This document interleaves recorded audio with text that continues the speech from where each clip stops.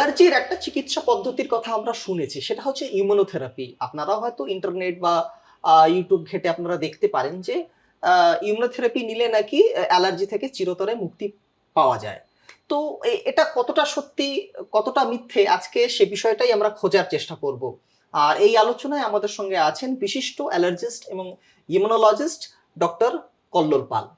নমস্কার ডাক্তারবাবু। নমস্কার। ইমিউনোথেরাপি যেটা নিয়ে কথা হচ্ছিল আর কি, সেটা হচ্ছে যে এটা কি ধরনের চিকিৎসা পদ্ধতি, এবং এটা এটা মানে এটা যদি আমি নিই বা যারা অ্যালার্জিতে ভুগছেন তারা যদি এই চিকিৎসা পদ্ধতিটি অবলম্বন করেন, তাহলে কি তাদের এই রোগটা চিরতরে সেরে যাবে? ইমিউনোথেরাপি, প্রথমে আসি যে সেটা অনেকগুলো ধরনের হতে পারে। যেমন ধরুন ক্যান্সার ইমিউনোথেরাপি, সেটা কিন্তু সম্পূর্ণ একটি আলাদা বিষয়। ওকে।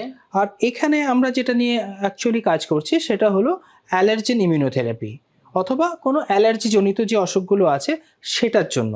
ইমিউনোথেরাপিতে হচ্ছে কি, অ্যাকচুয়ালি আমাদের শরীরের মধ্যে কিছু মডিফিকেশান হয় ওই থেরাপিটার পরে, যার জন্য দেখা যায় যে অ্যালার্জেনগুলো বা যে ট্রিগারগুলো আপনাকে অসুবিধা তৈরি করছিল, সাইন সিমটম ডেভেলপ করছিল, সেটা আর পারছে না।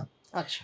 অনেকটা ধরতে পারেন যে ধরুন ভ্যাকসিন, ধরুন কারো একটি টেটেনাস হলো কিংবা পোলিও, এই টাইপের যে বিভিন্ন ভ্যাকসিনেশনগুলো হয়, তো সেটা দিলে কি হচ্ছে, আপনার শরীরের কিছু চেঞ্জ আসে, মানে আপনার শরীরের মধ্যে যে ইমিউন অর্গান যেগুলো আছে, তো সেটা এমনভাবে নিজেকে মডিফাই করে, তখন দেখা যাচ্ছে পরে আবার যদি সেই ব্যাকটেরিয়া হোক, কোনো ভাইরাস হোক, যার এগেনস্টে আমি তাকে ভ্যাকসিন দিয়ে রেখেছি, তো তারা আসলেও কিন্তু তার সেই অসুখটা করতে পারছে না।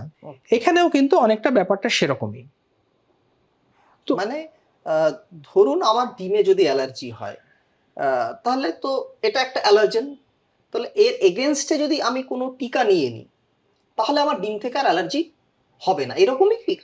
আহ, অনেকটা এরকম, কিন্তু ডিমের ক্ষেত্রে সেটা কিন্তু এখনো কোনো কিছু আমাদের চিকিৎসার মধ্যে নেই। আচ্ছা, মানে সেটা অন্য অন্য আছে অনেকগুলো অ্যালার্জেনের কিছু, জন্য হ্যাঁ। হতে পারে। এই চিকিৎসা পদ্ধতিটি কিভাবে স্টার্ট করা হয়? মানে একজন যদি, ধরুন আমি অ্যালার্জি নিয়ে ভুগছি, আমাদের কাছে বিভিন্ন জায়গা থেকে ফোন আসে, বাংলাদেশ থেকে ফোন আসে, আরব থেকে ফোন আসে, কারণ আমাদের চ্যানেলে এরকম ভিডিওস অলরেডি আছে। তো ভাবলাম যে তাদের যে প্রশ্ন থাকে যে আমি অমুক তারিখে আসবো, এই টিকাটা আমি নিতে চাই, তো আমি মানে আসলেই কি সেই টিকাটা তারা নিতে পারবে? এই প্রসেসটা কি আছে, ইমিউনোথেরাপির যে ট্রিটমেন্ট, এই প্রসেসটা কি আছে?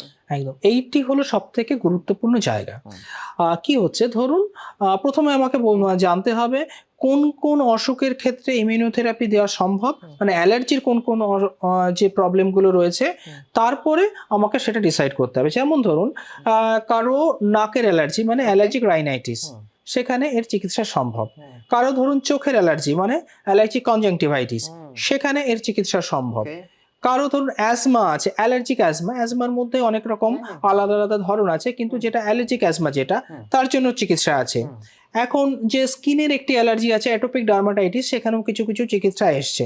কিন্তু তা বলে সবকটা অ্যালার্জির প্রবলেমের জন্য যে ইমিউনোথেরাপিউটিক যে চিকিৎসা, সেটা কিন্তু আসেনি। আচ্ছা, কিন্তু ম্যাক্সিমাম অনেকগুলিতেই চলে এসছে, অনেকগুলিতেই চলে এসছে। কিভাবে এই টিকাটা তারা নেবেন, কিভাবে, মানে তার কি প্রসেস আছে, এটা হ্যাঁ, যদি একটু বলেন। এবার যেমন তার ধরুন নাকের প্রবলেম দিয়ে আমি বলতে পারি যে ঘন ঘন হাঁচি হয়, নাক চুলকায়, নাকে তার গন্ধ পেতে অসুবিধা হয়, ব্লক হয়, তো এইগুলো মানে তার হয়তো একটা অ্যালার্জিক রাইনাইটিস আছে। তো এটা তার সিমটম দেখে আমি মোটামুটি বুঝলাম, তাকে কিছু এক্সামিনেশন করতে হবে, যা আমরা ক্লিনিকেই যেটা করে থাকি। তো তার এটা হলো, এবার আমি সেখান থেকে দেখব তার কোন কোন জিনিসে তিনি সেন্সিটাইজড, মানে তার কোন কোন অ্যালার্জেনের জন্য তার এই প্রবলেমগুলো হতে পারে।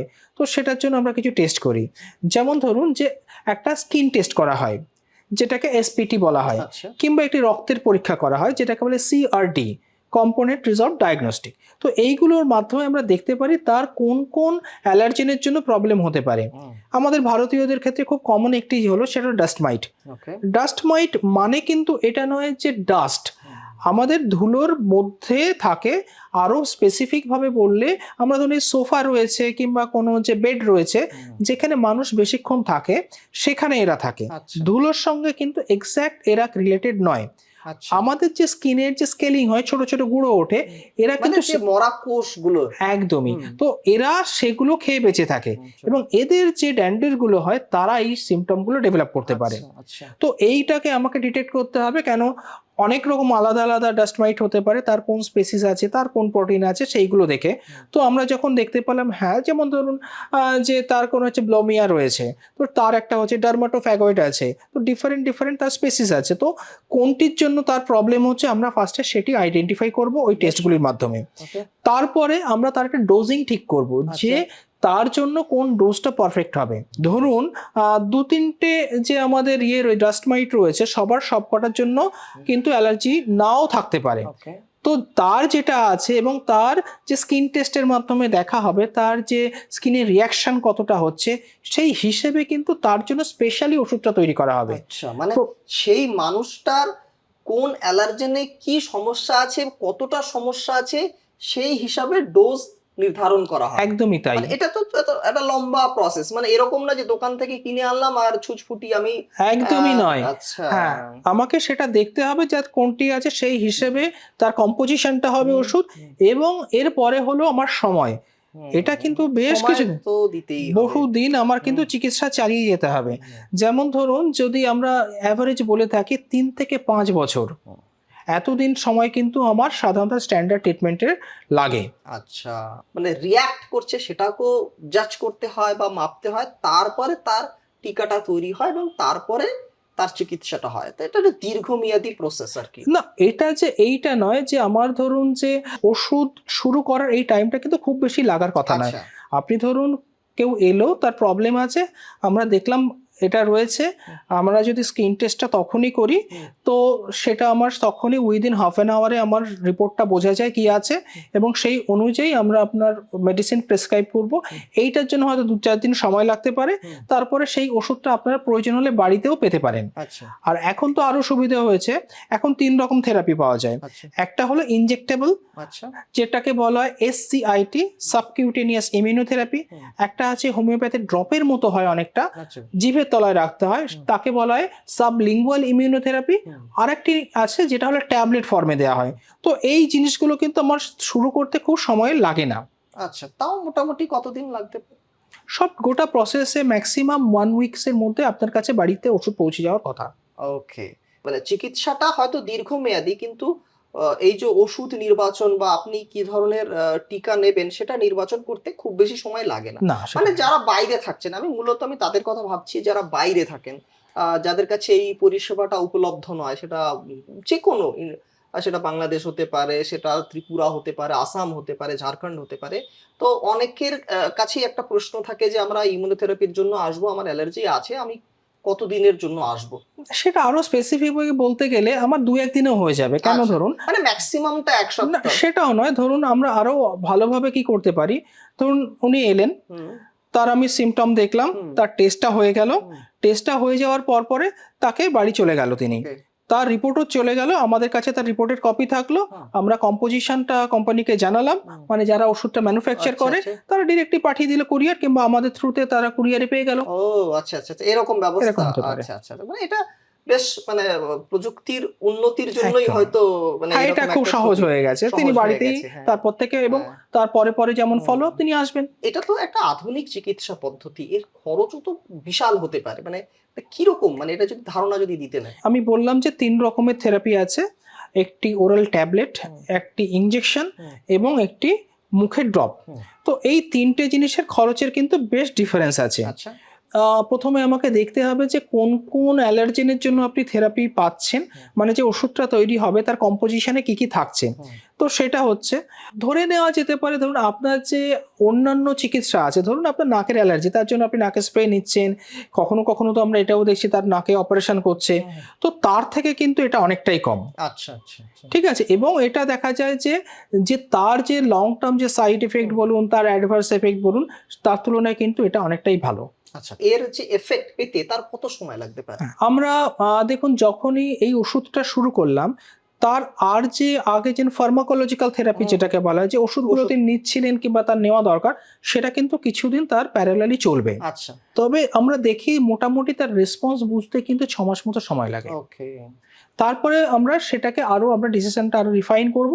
হ্যাঁ, এবার আমি কতটা কন্টিনিউ করে রাখবো। তো এটা কতদিন ধরে নিতে হবে, মানে যে ওষুধ তার বাড়িতে পৌঁছে গেল সেটা তিনি কতদিন ধরে নেবেন? প্রথমে আসি, আমাদের দেশে এই ৩টে পদ্ধতিতে আমরা সাধারণত সার্ভ করে থাকি। এছাড়াও আরো বেশ কিছু আছে পদ্ধতি, সেগুলো বিদেশে আছে, কিংবা আমাদের এখানেও খুব রিফাইন্ড ওয়েতে যেখানে রিসার্চ ওয়ার্ক করা হয় সেখানে আছে। মোটামুটি চিকিৎসার একটা স্ট্যান্ডার্ড টাইম বলা হয় ৩ থেকে ৫ বছর। আচ্ছা আচ্ছা। তো এই সময়টা নিলে দেখা যায় তার কিন্তু অ্যাকচুয়াল যে গুড রেজাল্ট, যেটা আমাদের ডিজায়ারেবল যে আউটকাম, সেটা পাওয়া যায়। তো এর লংজিভিটি কতটা, মানে ধরুন আমি 5 বছর আমি নিয়ম মেনে ওষুধ খেলাম, তো এটা কতদিন ধরে এটা আমায় প্রোটেক্ট করবে?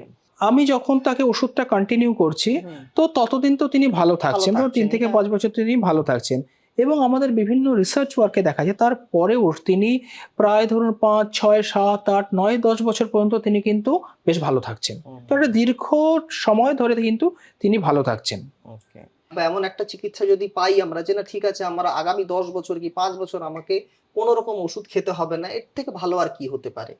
তো এবং আপনি যেটা বলছেন যে চিকিৎসার খরচও নরমাল চিকিৎসার আপনি যেগুলো বলছেন তা আমি এখানে আরেকটু আপনাকে রিফাইন করলে আরো বেটার হবে। প্রথমত হলো যে না, আমি যতদিন ওষুধ চলবে, এই ইমিউনোথেরাপিটা চলবে, হয়তো আমাদের যে ফার্মাকোলজিক্যাল যে আর ওষুধগুলো আছে সেটা কিছু কিছু লাগতে পারে। প্রথমে এটা আমাদের ক্লিয়ার হতে পারে। আর যে খরচের ব্যাপারটা বললেন, খরচে তো হ্যাঁ, আমরা লং টার্মে যখন দেখলাম, ধরুন আপনার একটা প্রবলেম রয়েছে, আপনার অ্যাজমা রয়েছে, তো আপনার ধরুন প্রায় মাঝে মাঝেই আপনাকে হসপিটালে যেতে হচ্ছে, ডাক্তারবাবুর চেম্বারে যেতে হচ্ছে, তো তার একটা খরচ আছে। আপনার কাজকর্ম ফেলে রেখে যেতে হচ্ছে, আপনার সেখানে গিয়ে ওষুধ কিনতে হচ্ছে, তার যে আনুষঙ্গিক খরচ সেগুলো আছে। তো এখানে সেটা অনেকটা প্রিভেন্ট হচ্ছে। তারপরে ধরুন কারো খুব বাড়াবাড়ি হলো, তার জন্য তাকে হসপিটালে কিংবা নার্সিং হোমে ভর্তি হয়েছে, তার যে হিউজ কস্ট, তার তুলনায় কিন্তু এটা কিছুই নয়।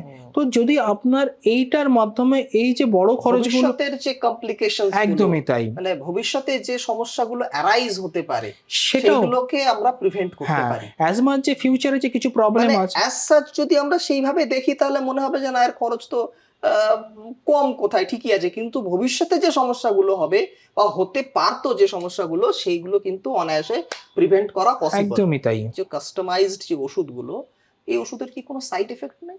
আবার বলতে গেলে একই কথা, জল খেলেও তার সাইড এফেক্ট আছে। আমি কতটা জল খাচ্ছি, আমার কতটা দরকার আছে। তো যে কোনো ওষুধের সাইড এফেক্ট থাকে, তবে এই ওষুধগুলো দেখা যায় খুব কিন্তু তার প্রবলেম হয় না। সাধারণত দেখা যায় যখন ওই ধরুন একটা লোকাল ইচিং, ধরুন ড্রপটা আপনি মুখে দিলেন, মুখে কিছুক্ষণ ইচিং হলো, কিংবা একটু ধরুন একটুখানি রেডিশ হলো, তারপরে ধরুন যে যে হাতে দিলে সেখানটা একটু ফুলে গেল, মানে ইঞ্জেকশনের সাইডটা, কিংবা সাধারণ, এইগুলো খুব যে বড় সড়ো কোনো অসুবিধে হয় তা নয়। এবং আপনি যখন আমাদের কাছে চিকিৎসাটা শুরু করবেন, তখন আমরা অবশ্যই আপনাকে তার গাইডলাইনও দিয়ে দেবো যে এই প্রবলেমটা হলে আপনার এই করতে হবে। সুতরাং সে নিয়ে আপনার কিন্তু খুব টেনশনের কিছু নেই। কোন এজের জন্য আপনি এটাকে রেকমেন্ড করছেন, মানে এটা কি বাচ্চাদের ক্ষেত্রেও সম্ভব, না বড়দের ক্ষেত্রে, বা নাকি নির্দিষ্ট একটা এজের পর এই ধরনের চিকিৎসা পদ্ধতি নেওয়া যেতে পারে? বাচ্চাদের ক্ষেত্রে যখন আপনি বললেন, বাচ্চাদের ক্ষেত্রে অ্যাকচুয়ালি দেখা যায় মোটামুটি ৫-৬ বছর বয়স হলে তখন তাদের শারীরিক কিছু মানে ইমিউনিটি চেঞ্জ হয়। তো আমরা দেখা যায় যে অনেক সময় তার যে প্রবলেমটা হয়তো আগে ছিল, নাকের অ্যালার্জি কিংবা ব্রিদিং, যেটা আন্ডার 5 হুইজিং বলা হয়, তো সেটা সেই বয়সে কমে যেতে পারে। এবং তাদের যেহেতু তখনও ইমিউন সিস্টেম সেভাবে ডেভেলপ করেনি, তো আমরা চেষ্টা করি ৬ বছরের নিচে যাতে না দিতে। তো আমরা সেটা করি।